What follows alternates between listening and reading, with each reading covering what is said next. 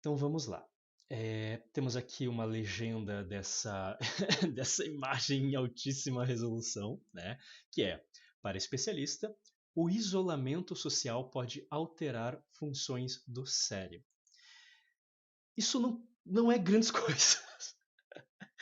Eu quero deixar bem claro que quase qualquer coisa, quase qualquer experiência, ainda mais se for uma experiência muito intensa ou uma experiência muito constante, a gente está falando de isolamento social como uma experiência longa, né?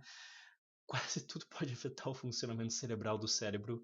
O funcionamento cerebral do cérebro é bonito, né? Mas quase tudo pode alterar o funcionamento cerebral ali, o funcionamento do nosso sistema nervoso central com grande facilidade. Não precisa ser um psicotrópico, por exemplo, que é uma substância que a gente acaba ingerindo, né, que a gente acaba que entra no nosso corpo, um composto químico de alguma forma que atua no sistema nervoso central, né? Isso é psicotrópico. Pode ser remédios, pode ser psicotrópicos recreativos mais lícitos, como café, álcool, cigarro, ou ilícitos, né? Maconha, cocaína, etc. Todas essas coisas afetam o funcionamento cerebral do cérebro com toda certeza. Por isso, funcionamento cerebral do cérebro tá difícil hoje, mas afetam o funcionamento cerebral, o funcionamento do sistema nervoso central, né? Cérebro, cerebelo, medula espinhal, e a gente acaba tendo essa modificação.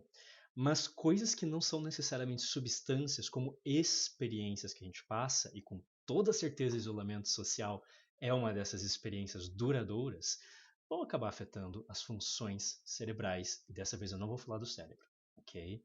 Então, como isso acontece? Essa é a diversão, isso é o que a gente vai entender um pouquinho mais agora e quais são os efeitos disso. Mas também uma coisa é muito importante. Quando a gente fala de funções cerebrais alteradas, mesmo quando a gente está falando de psicotrópicos, muitas, arrisco dizer a maioria das vezes, quando a gente está falando de experiências ou algo assim, a maioria das vezes a gente vai ter essas funções cerebrais alteradas de maneira temporária. O quão temporário varia muito da neurologia de cada um, da experiência, enfim.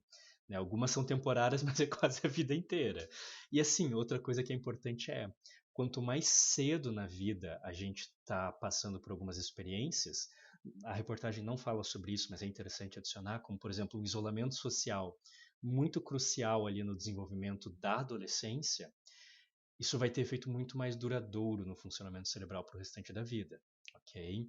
Porque eu não sei se vocês sabem, mas o nosso cérebro ele termina de se desenvolver, ok? Mais ou menos em média, pelo que as pesquisas recentes têm mostrado, ali pelos 25 anos de idade, ok? Então, é uma coisa assim que é bem importante, né? Porque durante a adolescência, boa parte do cérebro ainda está em desenvolvimento. E se alguma coisa modifica o funcionamento do cérebro enquanto ele está num desenvolvimento ainda mais intenso, isso vai trazer consequências mais duradouras para a psicologia e para vamos dizer assim, é, o funcionamento neuronal, né, daquela pessoa, né? Me fugiu o termo agora que estava na ponta da língua.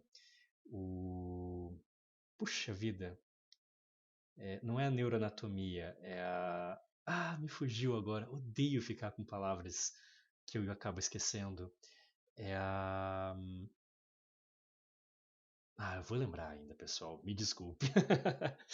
Mas é o funcionamento cerebral, é só uma palavrinha mais bonita. Então, o que acontece? A fisiologia do cérebro, no caso, né, é neurofisiologia.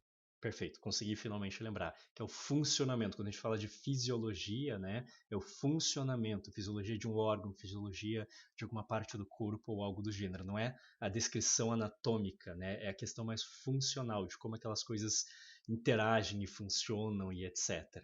Tá bom?